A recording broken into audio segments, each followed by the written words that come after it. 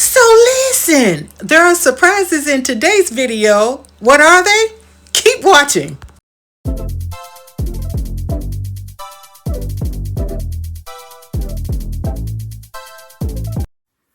Hi, welcome to the channel. So I know you're probably wondering, what kind of video is it? Where her head at? What's she doing?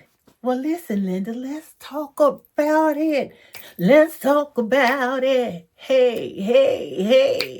So we're going to talk about it. So we're talking about it. So listen, guys, listen. So, I'm going through this whole hair journey with the alopecia, and I can no longer have perms or color, which, I wouldn't get rid of color anyway, because listen, it takes patience to do color. Honey, I just embrace my gray and keep it raw. I need to kind of like, hold on. I need to fix you a little bit. There you go. But as I was saying, I embrace my gray and keep going. I keep it moving because listen, that's work. And your sister, cousin, and auntie Jill don't have those kind of patience. So no. So anywho, I did a big chop. You see it? So first, let me give kudos to my barber, Chuck. Listen, you guys, I done wore Chuck out. Listen, I was like, Chuck, listen, we're gonna have to cut it. He was like, girl, you don't have enough new growth yet. And I'm like, okay, I'll be patient. That's what I was saying. I'll be patient. I'll try to be patient. Well, let me go on and say, I tend to be, it's probably just the former cosmetologist in me. I cannot stand raggedy hair, be it mine or somebody else's. I just cannot do it. And what had happened was all around my perimeter, all the way around, it had broke off all the way down to the new growth.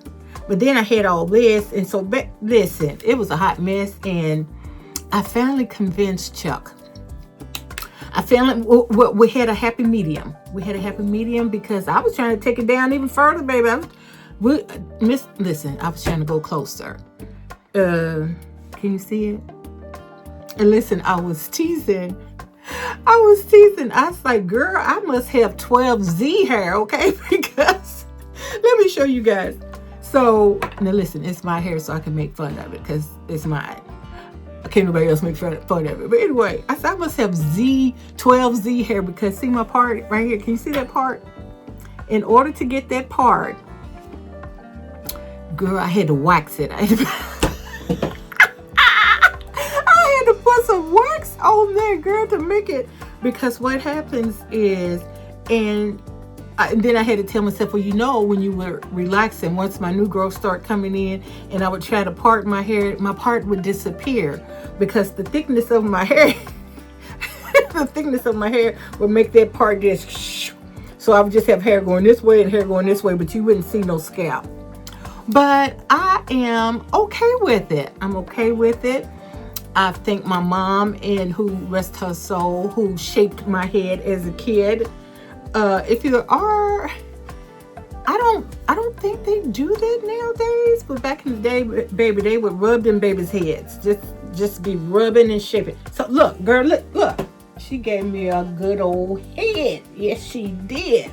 So I was thanking my mom as I was getting ready for church this morning. And yeah, so this is me. Now, I put some, I don't have all the things as of yet because I just did this yesterday afternoon to be exact. But I don't have all the things. I did stop and I got something called Shea Moisture Curl Milk something. And it's like a cream, and you put it on there while the hair is damp, and all those little curls just, see, the thing of it is, I got some curls, baby, but they close together and they like, But listen, I like it. It's growing on me. I'll put a little clip over here.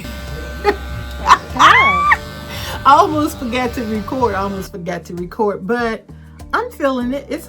I'm just going to have to get used to having natural hair, because I really believe the last time I had natural hair, I was probably in the 3rd grade, because I started getting perms early simply because, girl, they didn't want to fool with this.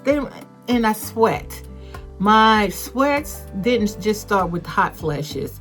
I was one of those kids where I remember one of my sisters pressing my hair the day of school pictures, the day of Easter. You could not press my hair the night before, tied up like all the other little girls.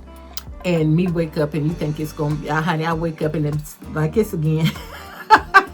Because Jill done sweated all in her head. Yeah, and I still do. So the thing is, you guys,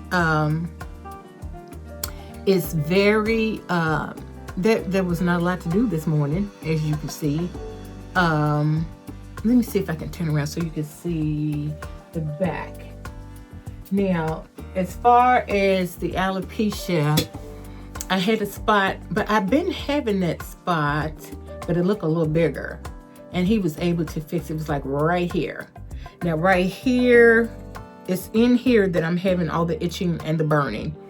Like right in here, though, there was some thinness, but I'm not sure if that's from the alopecia or if it's from parting my hair there all the time. If you continually part your hair a certain way, it will kind of thin. But I feel good, because remember I told you by me, I tried to listen to my body, and I knew all that itching that was going on was not normal. And by me going to the dermatologist to figure out what was wrong, you know, we caught it earlier. In case you have not seen my other videos where I'm talking about being diagnosed with the alopecia. So let me say this.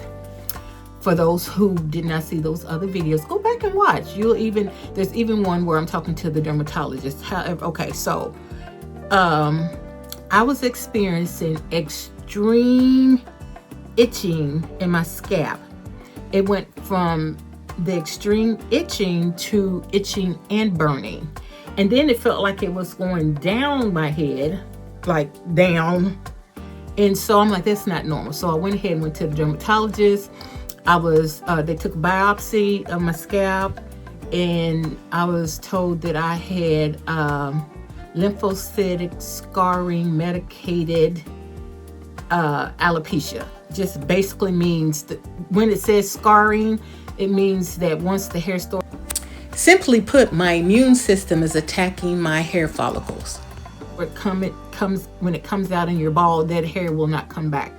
So I was blessed to be able, you know, with me going, we caught it early. So I start my shots, I believe, on the 17th. So we'll see what that's going to be like, honey. Because the autopsy was, why I call it an autopsy, girl? The biopsy. The biopsy, it really wasn't bad. What was bad was once the numbing stuff started wearing off, then that's when it was kind of like, oh, man, that's getting on my nerve. I think my pain level is kind of high, but because I'm like, oh, that's getting on my nerve. It's getting on my nerve. But anyway, so this is my hair now.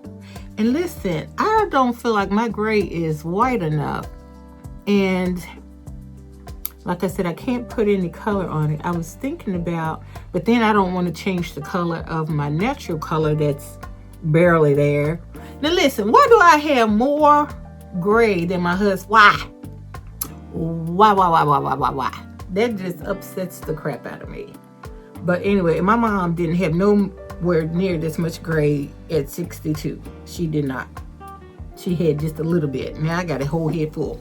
So anyway, I wanted to share this with you guys. I wanted to come and let you see my big life change of being all natural. He says that I still have some perm, which this morning I did see some little sprinkle. He was fussing, child. He was fussing. He said, see, you still got some perm. You still got some. Listen, I don't have as much as I had before you cut that mess off. So I am happy now. So thank you, Chuck. I am happy, happy, happy. And I know I got on your last nerve. I'm sorry. But you did a sister good. So one day I might wear a part. One day I may not. We're going to play with this little hair, honey. And so I wanted to share this because I wanted anyone else that's going through this. It was so funny. Let me tell you this before I say that. The last Sunday, the choir sang. So one of my alto sisters, Shanta. Hey, girl, Shanta. So we were talking about, it was like, girl, we're just going to cut it off and we're going to blah, blah, blah. And so when I got to church today, she had cut hers too. So we were both, I should have took a picture. You know what? I'm going to have time because I have to edit this video and I have rehearsal in an hour and a half or so. So I'm going to get a picture with Miss Shanta so you can see how we rocking.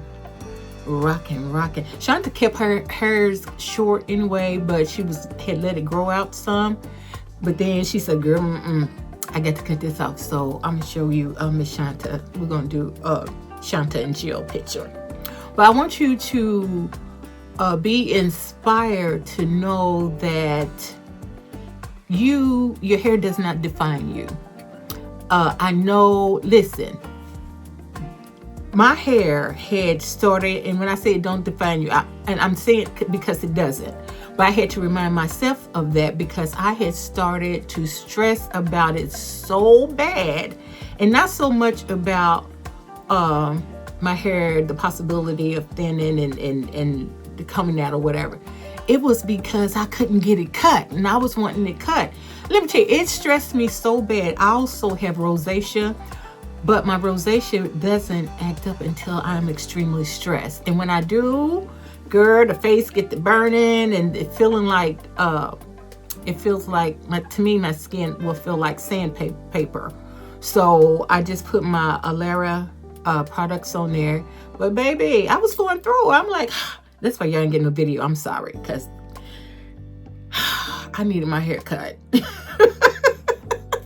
I needed my hair cut. So I just want you to know again, your hair does not define you. You define your hair however much you may have, whether it's a little bit or a lot. Whether you have to add a little piece of something. Girl, that's why they make them. Yes, I don't want you to be, discouraged. I want you to always feel fabulous about you because you are fabulous. Now listen, this morning I was going to try to put some eyelashes on, but girl, listen, I was running a little bit behind. It still take me 20 years to put them things on. But honey, put your eyelashes on, a little lipstick, and boom. Don't forget your earrings. And go on. You fabulous. So thank you for watching this video. And again, I hope it inspires somebody because, as I always say, it is my hope, my wish, my desire to inspire you to create some fabulous looks, to be a fabulous you, because you are fabulous. So anyway, honey, girl, let me get out of here because remember I said I got to go to choir rehearsal. So I love you from your toes to your soul. And until next time, stay safe and blessed. Bye, guys.